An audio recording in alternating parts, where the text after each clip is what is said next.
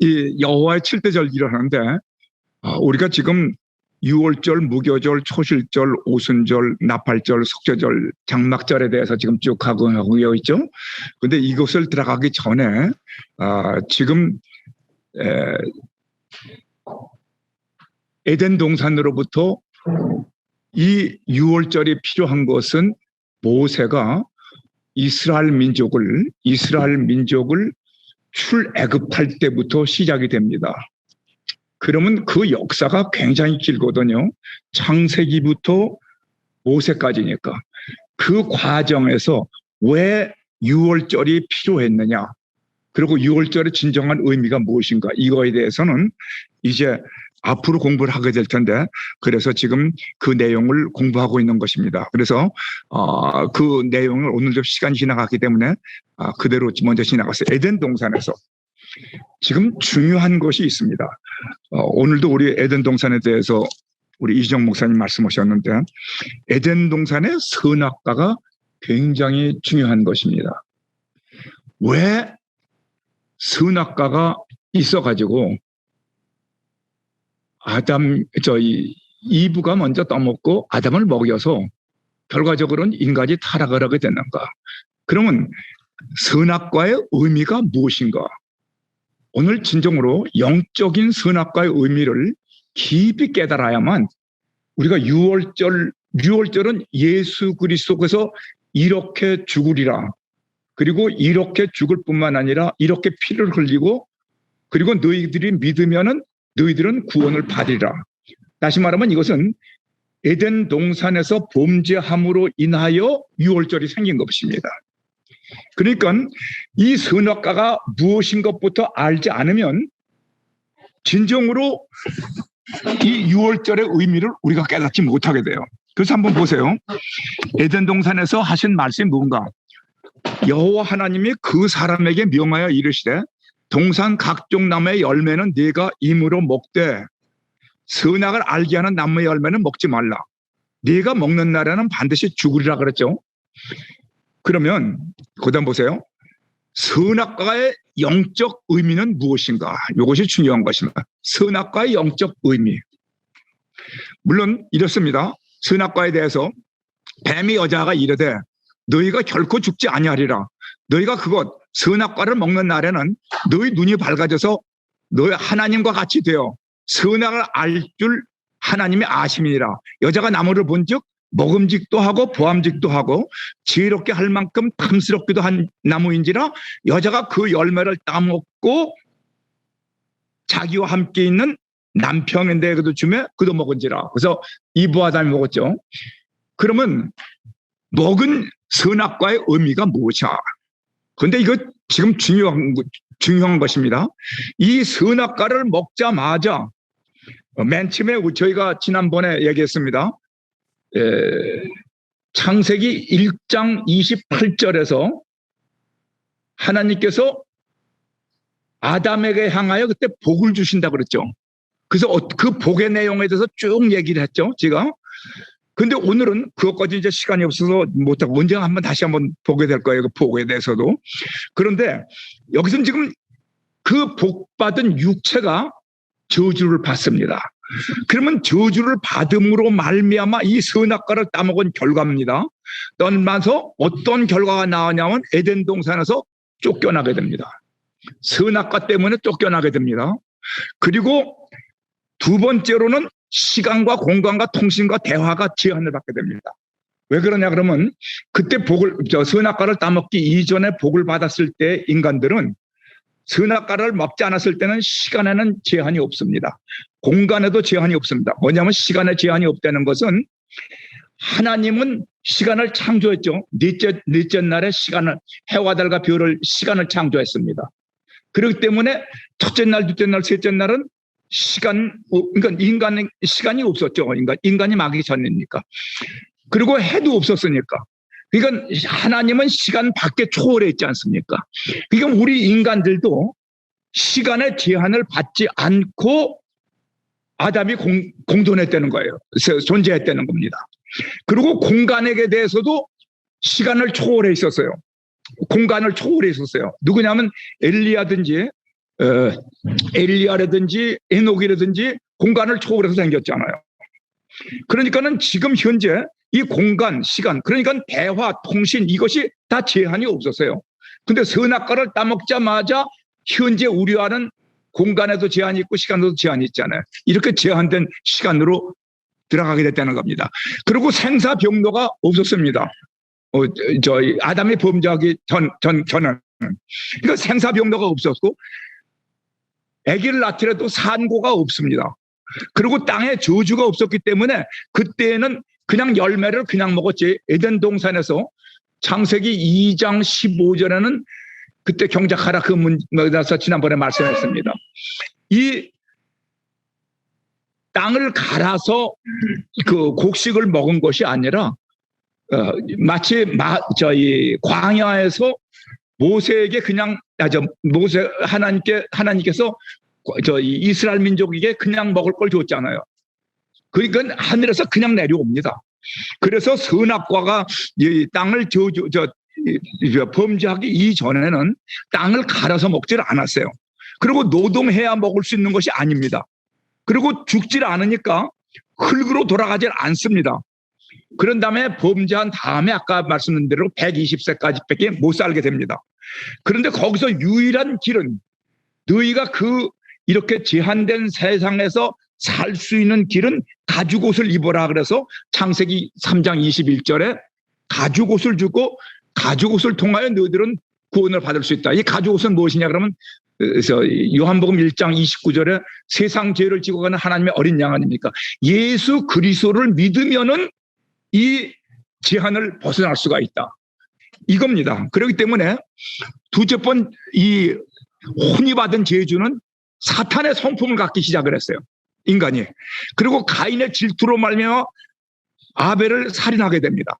그리고 하나님의 최상의 권위에 대해서 다시 말하면 지금까지 하나님과 같이 동반자가 되었고 하나님의 자녀가 됐던 그것을 다 상실하고 거기에 대해서 무관심하고 거기에 대해서 알질 못해요. 무관심입니다. 다시 말하면 우리가 예수 믿기 이전엔 예수에 대해서 무지하고 무관심한 바로 그런 상태로 빠져들어간 겁니다. 그리고 무엇에만 관심이 있냐면 당면한 생존 문제에 대해서만 관심이 있습니다. 혼과 유. 그리고 두더지 시각이라는 것은 땅 속에서 지가 탈 구멍만 탔지 독수리의 시각을 갖고 있지 못했다는 겁니다. 이것이 혼의 문제입니다.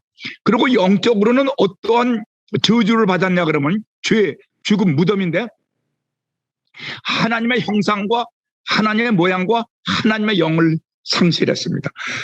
그리고 하나님의 씨를 죄송합니다. 씨를 상실했다는 것은 요한일서 3장 9절엔 하나님의 씨를 가졌기 때문에 우리가 그 DNA를 가졌기 때문에 범죄하지 않는다 그러는데 인간이 범죄한 다음부터는 하나님의 씨를 상실했습니다. 그래서 예수 그리스도를 믿음으로 말미암아 십자가에서 모든 문제를 해결했기 때문에 다시 하나님의 자녀가 되는 하나님의 씨를 우리가 받게 되는 겁니다. 그래서 우리가 하나님을 아버지라고 부르지 않습니까? 그래서 이 하나님의 자녀권을 상실했고 영적으로 사탄의 씨를 갖게 됐습니다. 거꾸로. 그래서 사탄의 자녀가 됩니다. 요한복음 8장 44절 보면 네 아비 마귀에서 낳느니라가 분명히 나옵니다.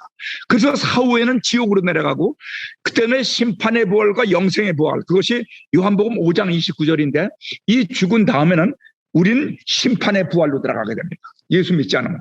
그래서 예수님께서 이 모든 문제를 다 해결해 주었기 때문에 그 사건이 유월절 사건입니다. 그래서 벌써 에덴 동산으로부터 벌써 우리는 유월절을 앞으로 내다보고서 살도록 하나님께서 길을 열어주셨다는 겁니다. 그래서 6월절이 굉장히 중요한 겁니다. 이 7대절기에. 자, 보세요. 그 선악과의 영적 의미는 무엇인가? 다시 한번 생각해 보겠습니다. 하나님의 뜻은 선악과를 먹지 말라. 먹으면 반드시 죽는다. 사탄은 유혹합니다. 선악과를 먹어도 죽지 않는다. 거짓말이죠. 선악과를 따먹으면 너도 하나님같이 되리라. 그것은 하나님의 뜻은 뭡니까? 하나님의 뜻은 선악과를 먹지 말라. 선악과를 먹으면 넌 죽는다. 이 사탄의 뜻은 뭐냐 그러면 지난번에 우리가 나중에 한번 그림을 다시 한번 보겠지만 사탄이 우리한테 선악과를 따먹은 다음에 사탄이 어디에 들어오냐면 우리에게 영혼 육이죠. 영에 들어오질 못합니다. 우리 혼에게 들어옵니다. 혼에 들어와서 내 몸을, 내가 선악과를 따먹는 순간 사탄의 자녀가 됐기 때문에 사탄의 노예가 되는 거나 다름이 없습니다. 그러니까 사탄의 뜻이 내 뜻이 된 겁니다. 그러니까 내가 지금 선악과를 따먹는 순간부터는 내 마음속에 지정의가 전부가 사탄의 것입니다. 이해가 되십니까? 이거 굉장히 중요한 겁니다. 사탄이 나를 주관하고 있기 때문에, 예수 그리스도를 믿기 이전에는 사탄이 나를 주관하기 때문에 지정의, 내 마음속에는 내 뜻, 내 뜻이냐 하나님의 뜻이냐, 그 나의 뜻은 바로 사탄의 뜻이 된 겁니다. 그렇기 때문에 여러분 잘 아는 누가복음 22장 42절을 보게 되면 예수님께서 겟세마네 동산에서 간절히 기도하십니다.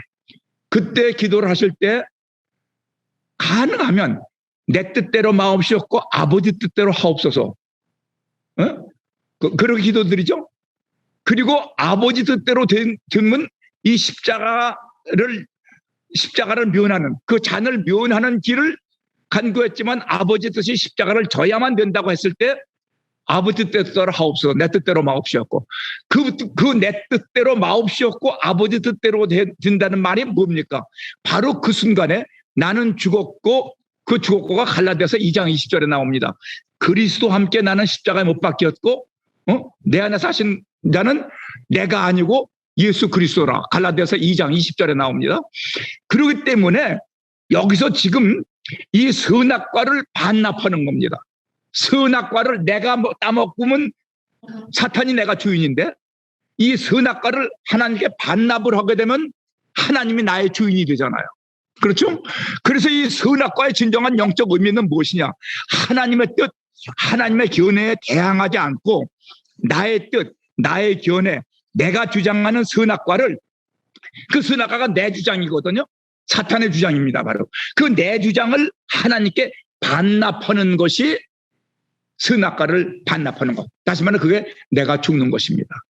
그렇기 때문에 여기서 이 사건은, 그렇기 때문에 이 선악과를 따먹은 순간 아담은 어디서? 에덴 동산으로 추방을 당하죠. 왜? 선악과를 따먹은 그 상태 그대로 영생을 하게 되면 하나님이 인간 창조한 목적과 달라지잖아요.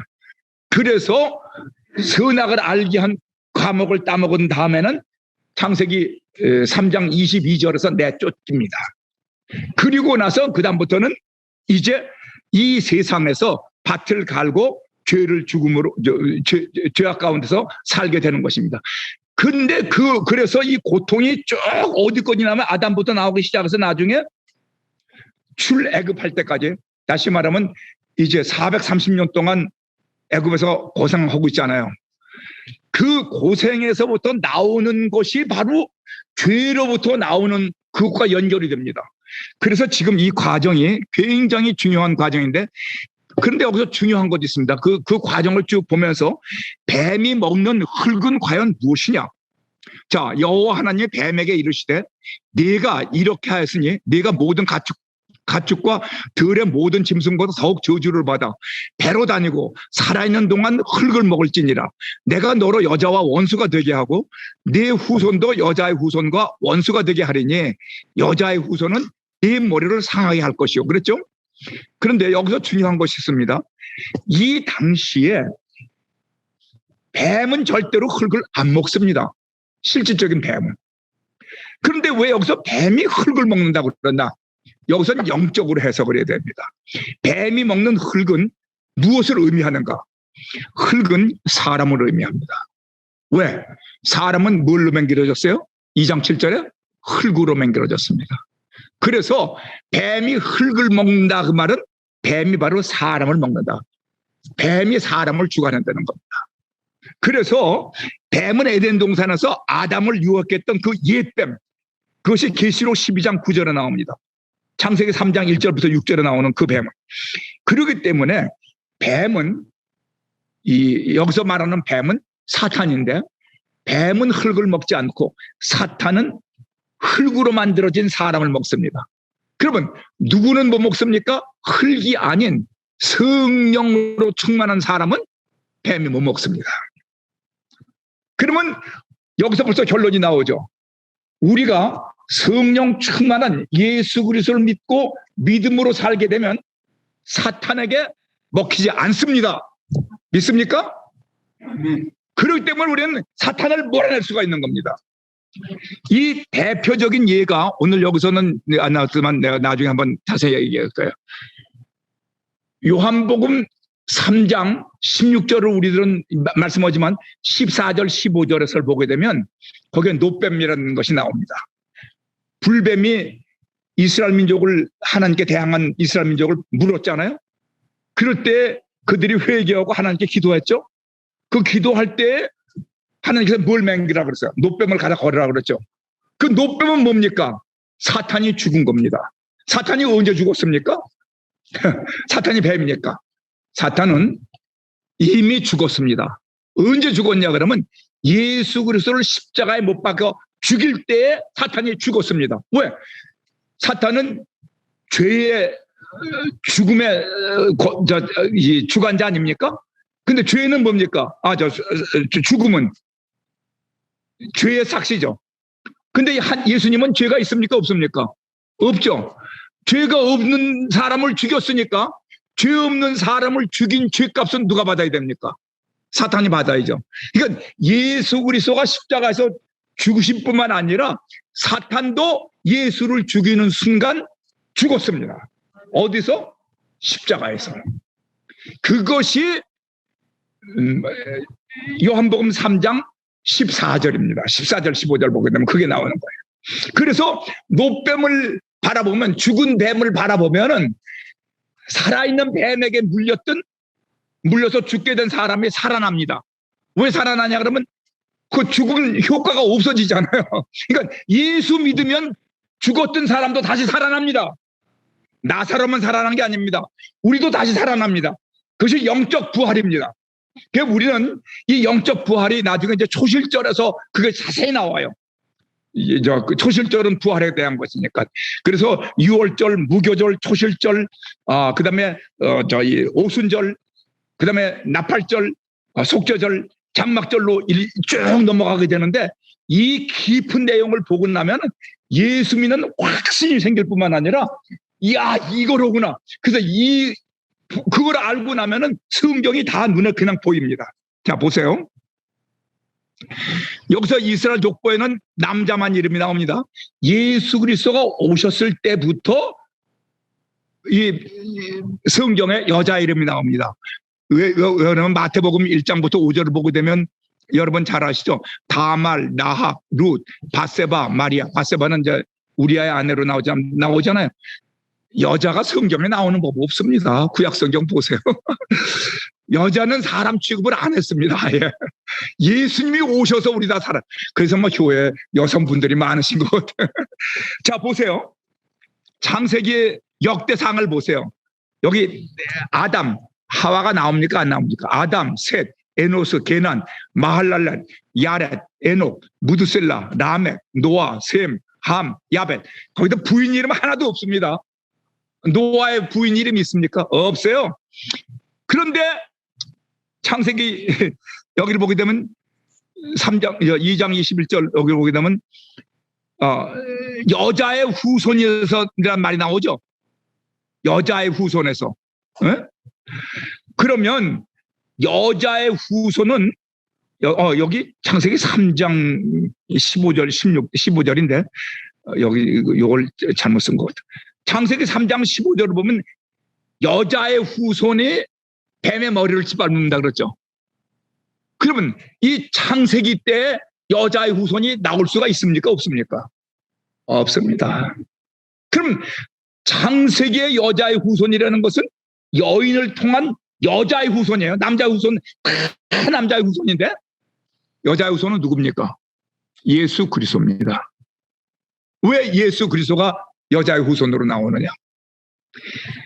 누가복음 1장 35절을 보게 되면 성령이 동정녀 마리아를 덮음에 성령으로 충만했단 말이죠. 그래서 나온 자가 예수 그리스도입니다. 그러니까는 예수 그리스도는 벌써 창세기부터 동정녀 마리아를 통해서 나올 사람이라는 것을 여기서 예표하신 겁니다. 이해가 되십니까? 그 여인의 후손이라는 것이 그냥 여자의 후손이 아니에요.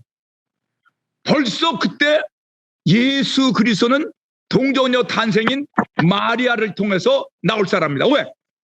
여자는 통해야만 사람이 되잖아요. 근데 여기서 좀 시간이 많이 갔기 때문에 내가 굉장히 설명드릴 게 많아요, 사실은. 왜 그러냐 그러면 여인의 후손으로 나온 가장 큰 이유가 있습니다. 예수 그리스도가 사실 하나님 아버지가 이 세상에 오실 때 사람에게 직접 나타나는 때가 있습니다. 언제인지 아십니까? 출애굽기의 시내산에서입니다. 하나님이 직접 이 장로들하고 같이 모세와 함께 여호수아와 함께 임했을 때 하나님이 직접 임했습니다. 그래서 너 옷을 빨고 회개하고 정결하게 나와라. 근데 하나님이 직접 말씀을 전하니까 사람들이 무서워서 전부 엎드려가지고 그냥 당신이 말씀하셨어. 모세가 대신 산으로 올라가지 않습니까? 그래서 하나님이 직접 가시게 되면 사람이 견디지를 못합니다. 그 하나님의 영광의 빛과 하나님의 그 거룩함이 사람에게 비치는데 이 죄인들이 어떻게 살 수가 있습니까? 그래서 선지자가 있게 된 겁니다. 그러니까 하나님이 우리의 죄를 대속하시기 위해서 하나님이 인간으로 오시긴 해야 될 텐데 직접 오시면 우리가 다 죽을 수밖에 없어. 그래서 사람으로 오신 겁니다. 그래서 보세요. 요한복음 1장 1절을 보게 되면 창세기는 요한복음으로 해석을 해야 돼요. 태초에 말씀이 계시니라. 이 말씀은 하나님과 함께 계셨으니 이 말씀은 하나님이시니라. 그렇죠? 근데 하나님이 말씀으로 계셨는데 그 말씀이 하나님이 우리에게 오셔서 대속주로 오시려면은 우리의 죄를 대속하시기 위해서 오시려면은 직접 오실 수는 없단 말이죠. 사람들이 다 죽을 수밖에 없어요. 시내산 사건이 생기니까. 그래서 말씀이 육신이 되어서 인카네이션 오신 겁니다. 그래서 1장 14절을 보세요. 말씀은 하나님이시죠. 말씀이 육신이 되어 우리 가운데 거하심에 그의 영광을 보니 아버지의 독생자의 영광이요 은혜와 진리가 충만하더라. 그러니까 말씀이 육신이 되어서 오셔서 우리의 문제를 해결하게 오신 분이 바로 예수 그리스도 천지를 창조하신 하나님이시라는 겁니다. 믿습니까? 그래서 예수 그리스도를 믿으니까는 이제는 그 하나님이 내 안에 계시니까 사탄을 공격할 수가 있다는 거예요. 우리 이거를 알아야 돼요. 그래서 세월이 지난 후에 가인은 피가 없는 가인은 제물이 있고 피가 있는 아벨의 제물이 있죠. 여기를 참 보세요. 중요한 겁니다. 그럼 피가 없는 제물과 피가 있는 제물. 우리가 지금 하나님께 나아가는데 하나님을 만나려면 인간이 하나님을 만나려면 그리고 하나님께 기도하려면은 반드시 피 있는 제물을 바쳐야 된다는 겁니다. 인간이 아무리 노력을 해서 그 아벨은 가인은 농사를 졌다고 그랬잖아요. 그러니까는 얼마나 과일 무슨 음식 얼마나 좋은 곡식으로 만든 예물이 좋은 게 많겠어요. 그러나 인간이 아무리 좋은 걸 만들어도 거기는 피가 없죠. 그러면 피가 없으면은 하나님은 안 받으십니다. 왜? 벌써 에덴 동산도 알려주셨잖아요. 네가 나를 만나려면 뭐를 죽여서 가죽옷을 입으라 그랬죠. 피가 있어야 된다. 그럼 피라는 것이 왜 피가 있어야 되느냐? 6월절이 뭡니까? 그리스도의 피 아닙니까? 세상 죄를 지고 가는 하나님의 어린 양. 그 어린 양의 피를 통해야만 나는 제사를 받는다고 그래요. 이해가 되십니까? 그러니까는 우리가 피 없는 제물, 다시 말하면 피라는 것은 누굽니까? 예수 그리스도가 없는 제물은 받지 않는다. 근데 무슨 종교다원주의 무슨 어디에도 구원이 있다. 말도 안 됩니다. 예수 그리스도 십자가 상승을 그리스도의 보혈이 없는 제물은 하나님 안 받으십니다. 이것이 가인과 아벨의 제사입니다. 그래서 가인과 아벨의 제물은 다른 점이 무엇입니까? 땅의 소산, 피 없는 제물은 그 무화과 나무로 맨 처음에 피 없이 치마를 만들었잖아요. 저주받은 땅의 소산. 또 이 땅의 것은 다 똥의 것입니다. 이 땅에 피 없다는 말은 무슨 얘기냐 그러면 나의 뜻, 내 의지, 내 생각, 내 감정, 내 인간의 지정의에 의해서 만들어진 최선의 것을 하나님께 바쳐봐야 하나님은 안 받으신다. 그러면 하나님의 지정의, 하나님의 뜻, 하나님의 방법, 그것을 통해야만 우리는 제선물을 받을 수가 있다. 나의 뜻, 나의 견해가 아니고, 그러니까 선악과는 뭡니까? 나의 뜻, 나의 의지, 내 생각, 그것을 죽이고 하나님의 뜻을 다시 반납하는 거. 그러니까 하나님의 뜻을 올려드리는 거. 그러니까 내 뜻을, 내 의지, 내 생각을 죽여야 된다는 겁니다. 항상 주님 앞에 나오면 우리가 예배 드릴 때도 그렇고 성경을 읽을 때도 그렇고 내 생각이 많아요. 내 생각이. 응? 그러면 하나님은 안 받습니다. 하나님의 뜻에만 순종해야 되는 거예요. 그래서 아버지의 뜻, 아버지가 원하시는 제물을 바쳐야 된다. 이것이 바로 이 6월절입니다. 자, 이 홍수심판도 뭡니까? 오늘 홍수심판을 잠깐 아까 말씀드렸는데 홍수심판이라는 것은 다른 것 아닙니다. 땅 위에 번성하기 시작할 때 그들에게 딸들이 났다. 이 딸들은 누구냐 그러면 가인의 족속입니다. 가인의 후손입니다. 그런데 하나님의 아들들이라는 것은 셋을 말합니다. 이거 사람의 딸들은 가인의 딸이죠. 가인은 사람을 중심으로 한 지금까지 쭉 생각했죠. 사람의 생각, 사람의 방법, 사람의 의견에 의한 방법. 그래서 지금도 보게 되면 셋은 하나님의 아들이라 그랬는데 자기들이 좋아하는 여자를 아내로 삼는다. 그러면 자기들이 좋아하는 거면 사람의 뜻입니까? 하나님의 뜻입니까? 사람의 뜻이죠.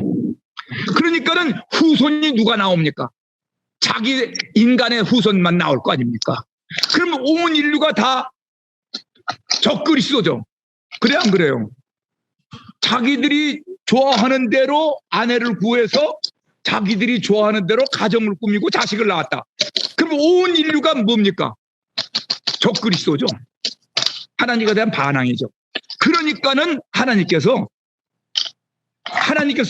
결혼을 시키실 때 보세요. 어떻게 시켰습니까? 하나님께서 바로 아담의 뼈에서 가슴에서 허리 뼈를 빼다가 이불을 만들었잖아요. 하나님이 만드셨습니다. 하나님이 끌어오셨어요. 그리고 하나님이 짝도 지었어요. 그러니까 결혼의 주관자가 누굽니까?